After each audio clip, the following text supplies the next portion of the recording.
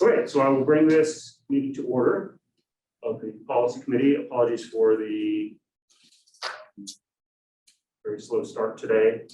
And I believe that we are still operating under the continuing resolution for emergency procedures, which allows us to, although we are partly convened in person here, it's a hybrid meeting today, in person and also online. Okay, so the first item on the agenda, I believe, is to continue with portraits in the libraries. And you have in your handouts from advance. So at the last meeting, we had taken some feedback from the full board, and we turned that into a set of sort of conceptual bullet points, but we didn't have time in that meeting to turn those into final language. So David and I took everything we discussed in the meeting and tried to just turn it into very simple language. And the main takeaway, my recollection, was that we wanted to, the question that had been brought up was, well, if portraits wanted to be added or removed, we as a committee want to allow that on policy, and then who makes that decision?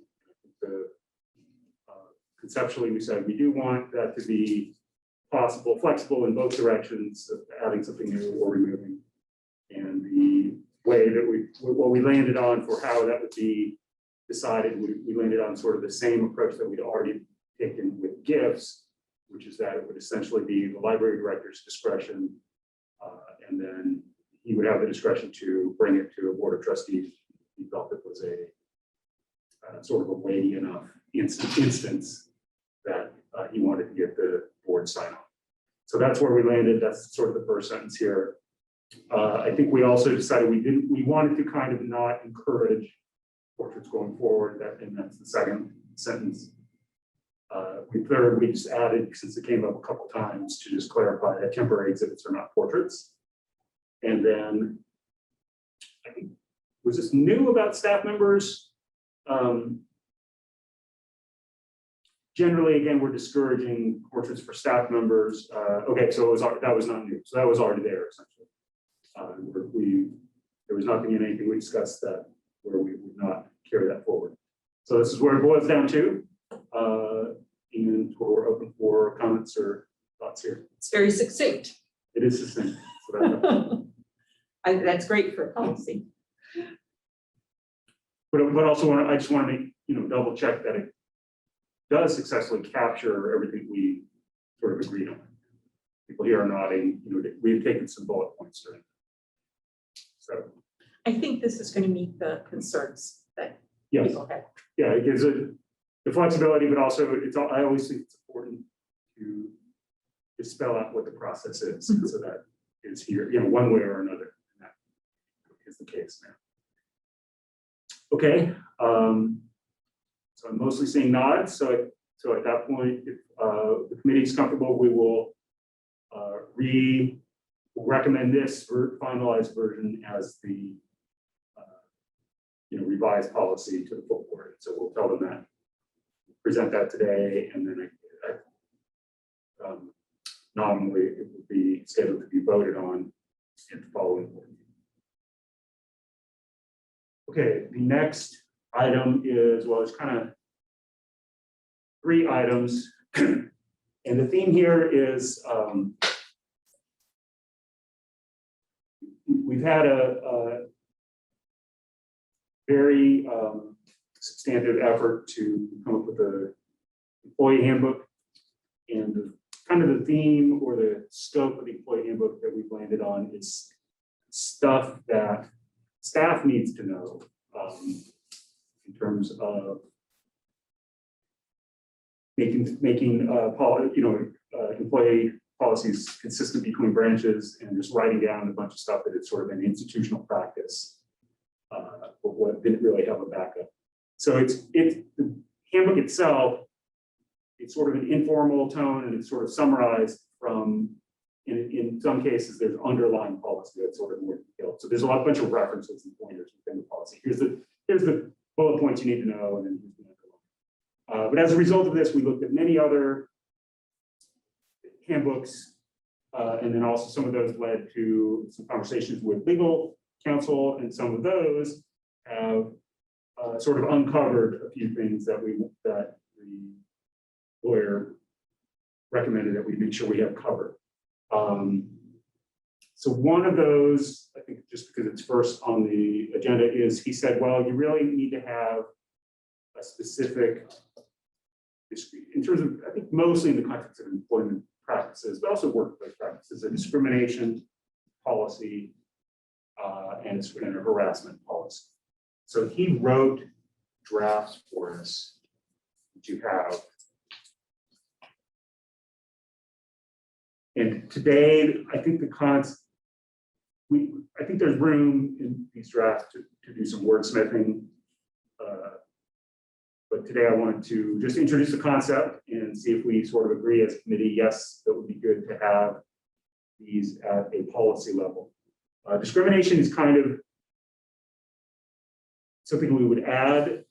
Sexual harassment itself is spelled out in pretty good detail within the City of Charlottesville's manual, which we sort of use as our backstop or underlying policy manual. So David and I looked at that, and I think both of our thinking is that we would probably not need to feel the need to add new language for sexual harassment because we're covered pretty well by the City of Charlottesville, and there's also some procedural steps that are outlined there. I'm sure David would say a few things about that, but with regards to discrimination, that surprisingly was not spelled out in quite as much detail in City of Charlottesville, and we felt like the advice to add something that's more clear made a lot of sense. So just sort of that's an update, but I'll open it for comments or thoughts on that concept.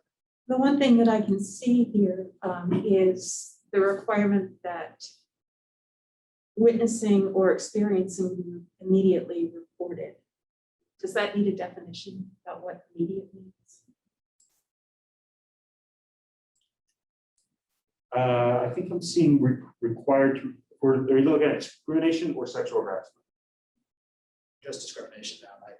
Okay, so Just discrimination. So I'm reading, you're required to report to your immediate supervisor. Let's see. Oh yeah, no, the sentence before is what you're reading. Yes, the sentence. Yeah, probably, yes. I think more clear is better. And then, I would piggyback on that and say, well, what does report mean? There must be internal, is there a form? Is there a, So how does it get, we want to make sure there's a. I made a note saying that we need clarification on how soon that needs to happen and what the method would be. Yeah, I think that's I think that's good too. Just get it as detailed as possible there. That's been one thing that's gotten these kinds of cases into difficulty legally, is questions about what timing there is. And what we should probably do is check the city's harassment policy on that to see if they have benchmarks of, Or timing. the And timing and the mechanism. process, right? So this might even end up saying something like use the same time frame or something. The other thing that people get away with, as soon as is reasonably possible, depending on the mechanism, whether it has to be a report to your direct supervisor or a written report or a submission to someone who's in an HR status. If there isn't an immediate report, then there needs to be a reason given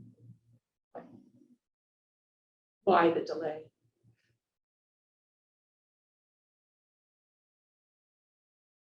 So this was also something, Mike, that we saw in the Center for Nonprofit Excellence list of sample handbooks is something that we need to have in, every handbook needs to have this policy statement or whatnot. Right. So that's a separate group, but presumably it would just refer back to this existing policy. Right, yeah, the approach that seems to me we use the same approach, which is maybe this can be, summarized with a few bullet points and then for handbook purposes, and then point it back here.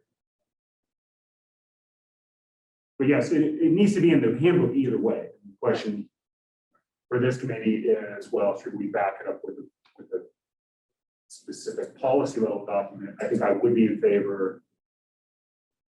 It seems like a standard type of thing to have, and the attorney did, or counsel did recommend. I agree. Okay, so I guess the question would be, so other comments or questions on that level from the participant? I would suggest maybe that we refer back to the state code after that first sentence there, saying something like, or any other, Sure. anything else listed in state code, because they have a very long list. Yeah, but I like future proofing. Yeah. The question is, what would be our steps here next? How much more wordsmithing do we do?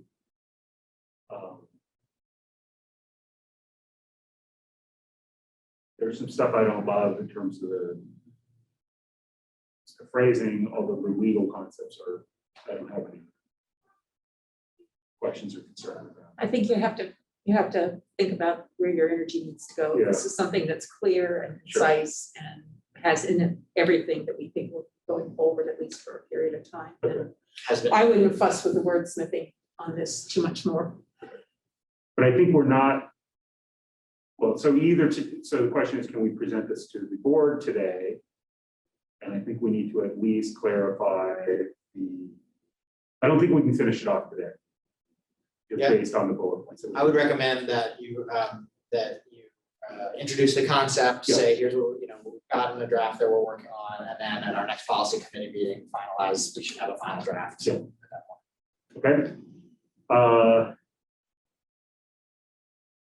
And is there any other thoughts or comments about the concept of sticking with City of Charlottesville as far as their sexual harassment? I know we don't have that in front of us necessarily. I'll take a look later. It's very procedural, which is the main reason that I want to use that one, because that is the procedure that JMRL will follow should a case arise. We would be bound by those procedures anyway, so I don't want to stray too far from that. Because then somebody, if there were a question about what protocols were followed, we want the support of the HR department of the city there.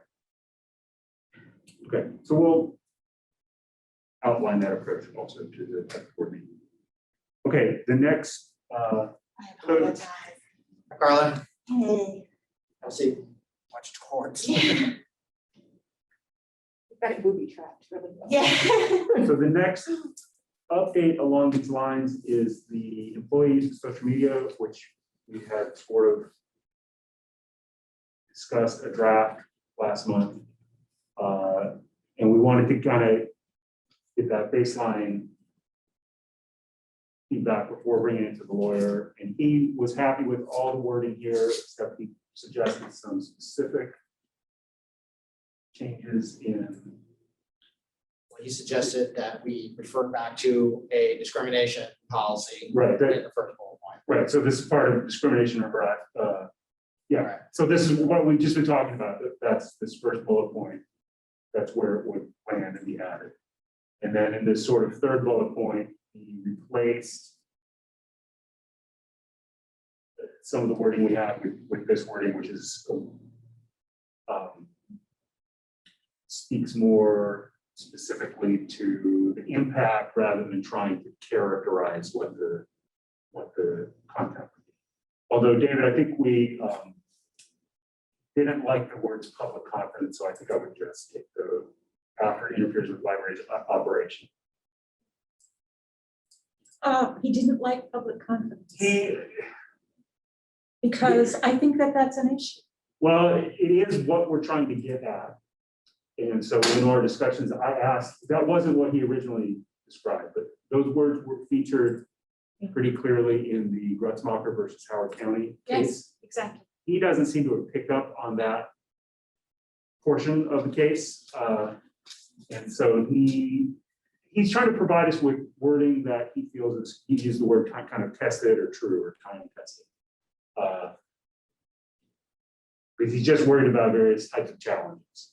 And the more closer, in his mind, the closer you can get to something that's been litigated before and has passed through a court filter, you know, the less risk there is. So But the public confidence has passed through that particular court filter. Ginny has a comment that it's a little subjective. yeah. Well, I think all of this is subjective. It's just subjective in a way that the courts have, you know, so Marcy, I don't know what, I think I'm in agreement with you. This is what we're trying to get at. But at the same time, you and I are in the position of arguing against our lawyer, or disagreeing with our lawyer on this. He did say if you went down the street and asked a different lawyer, you'd get a different answer. And I believe that too. So then it's just, the bottom line is it's a gray area. And I think his main point was the same as Ginny's there. You know, Right. his concern was that that public confidence It's hard to sways define. changes cannot define. But I think all of these, you could make that argument. I agree. In some ways. But I do think that the other bullets, like I see where interferes with the library's operation is similar to interferes with the employee's job performance. You know, they are more concrete in feeling, and maybe more definable in action as well than public confidence.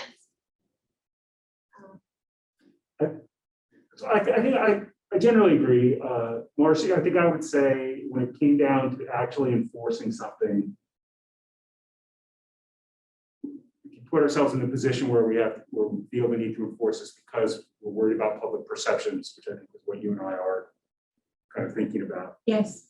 Something would have already crossed the line to such a degree that it's going to fall under one of these categories. So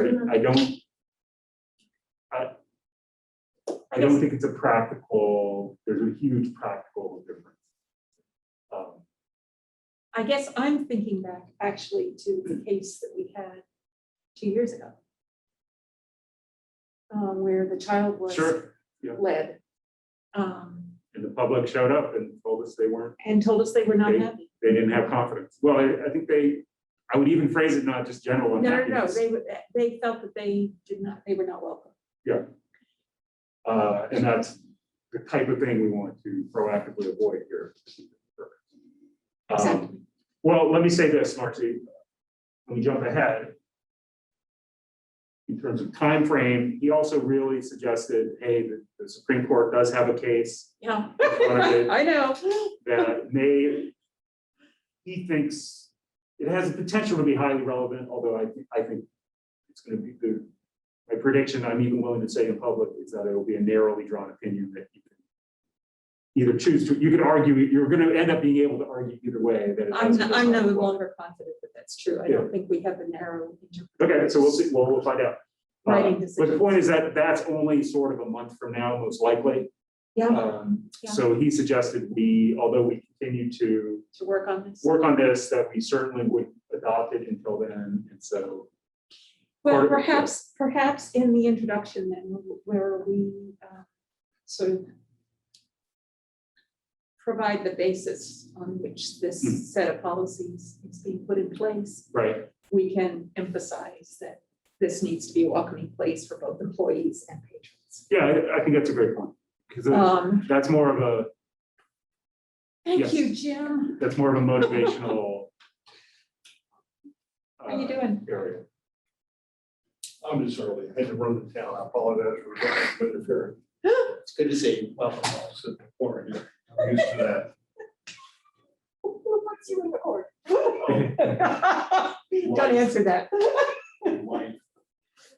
So my goal for this topic today was to just update you. Here's what here are some updates based on legal feedback.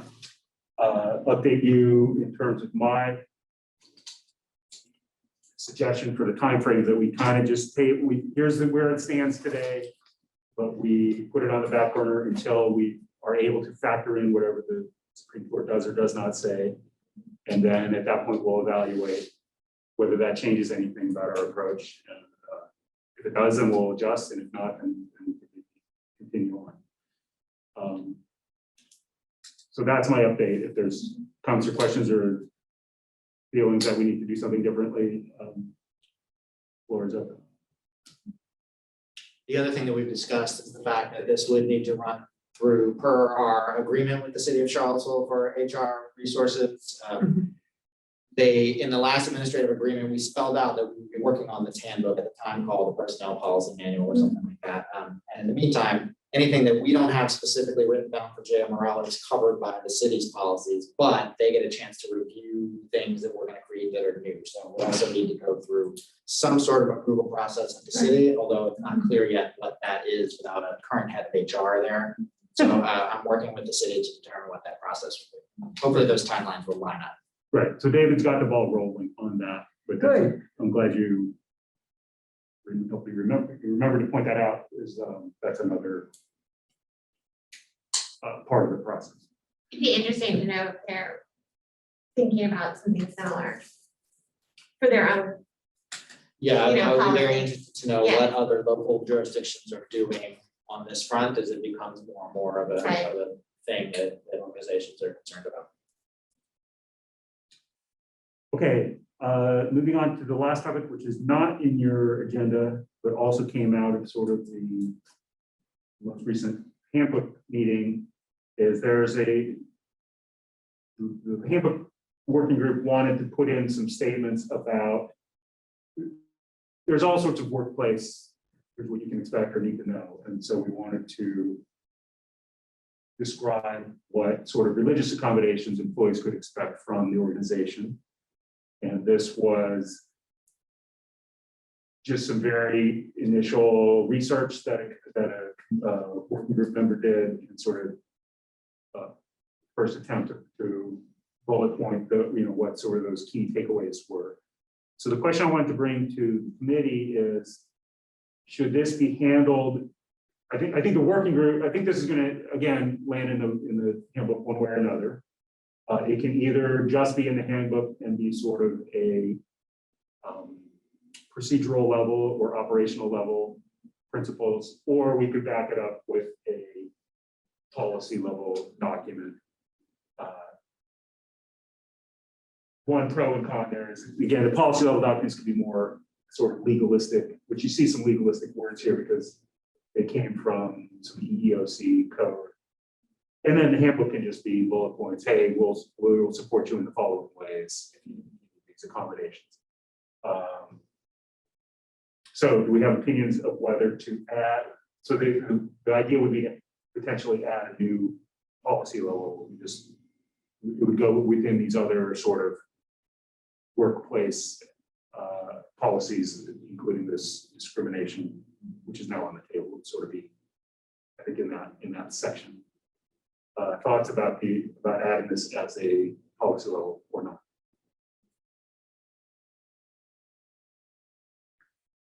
Well, if we have it as a directive to the supervisors and the staff, I think it probably deserves a place, not in the board policy manual, but in the staff manual.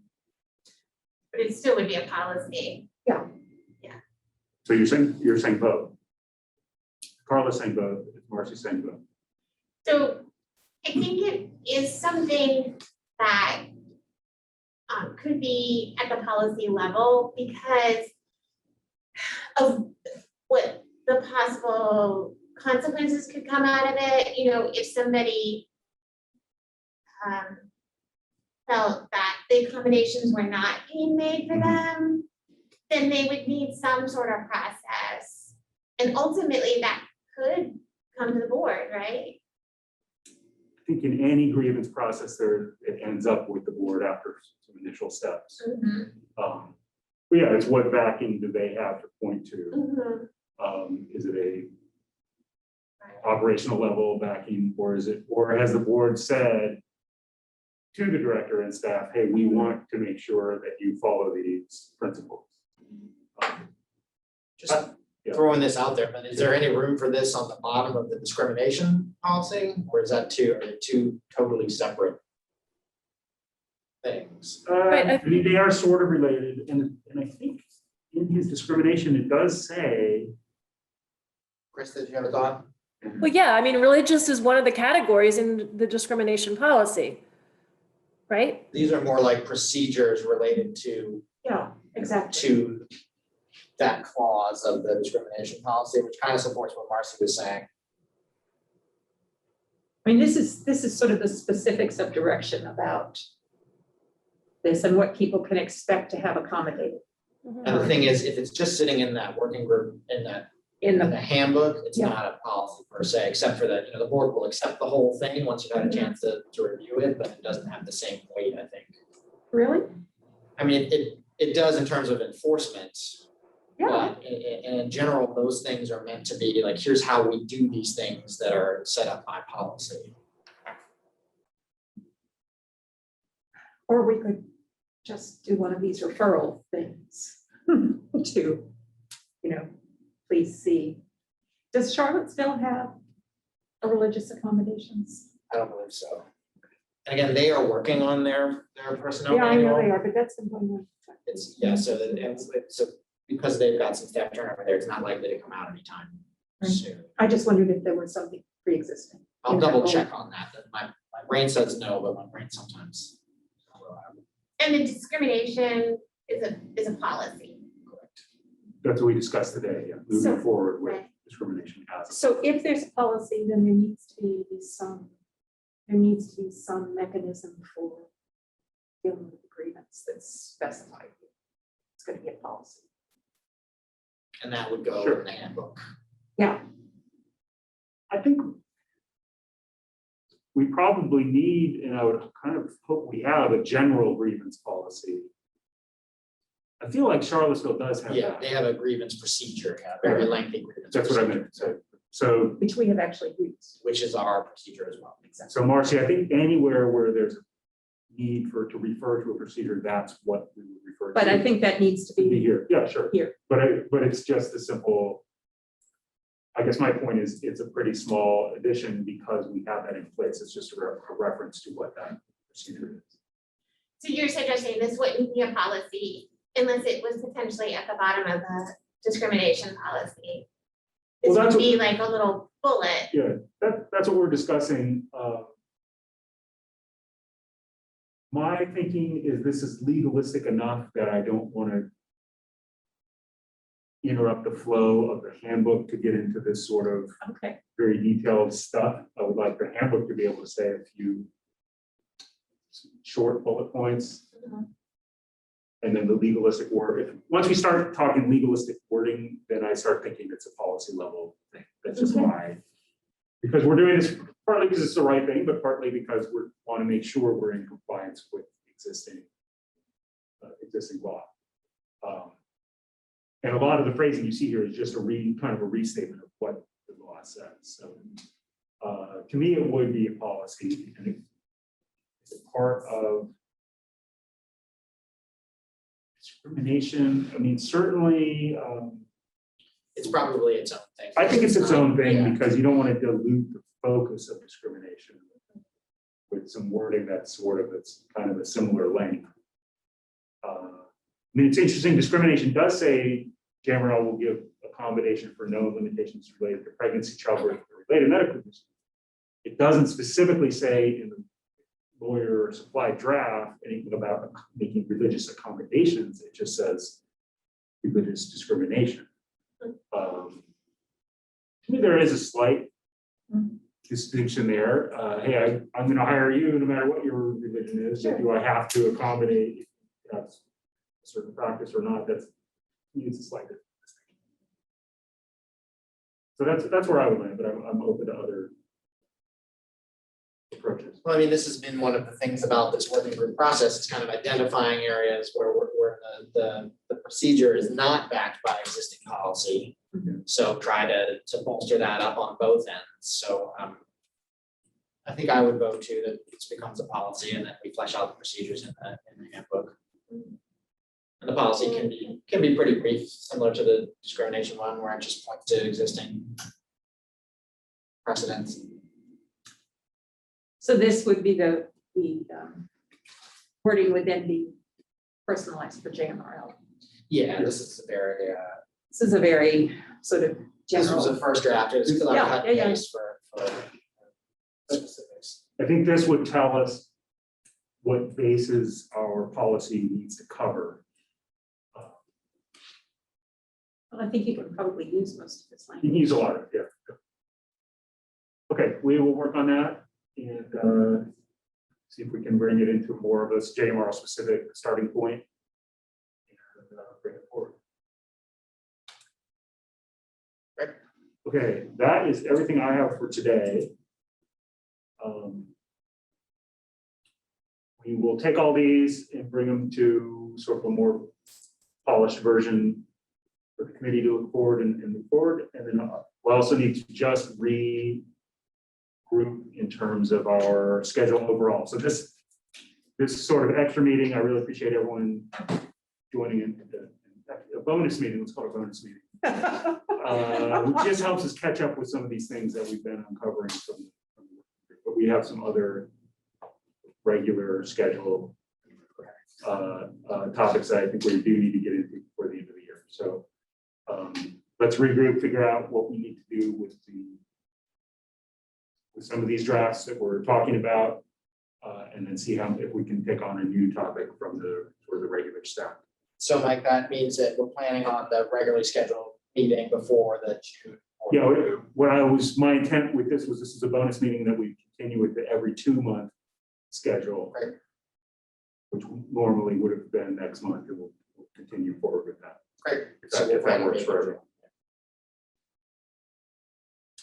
Okay, and if there's no other comments or suggestions, we can convene. Thank you all. I'm waving at the screen. Thank you, Michael.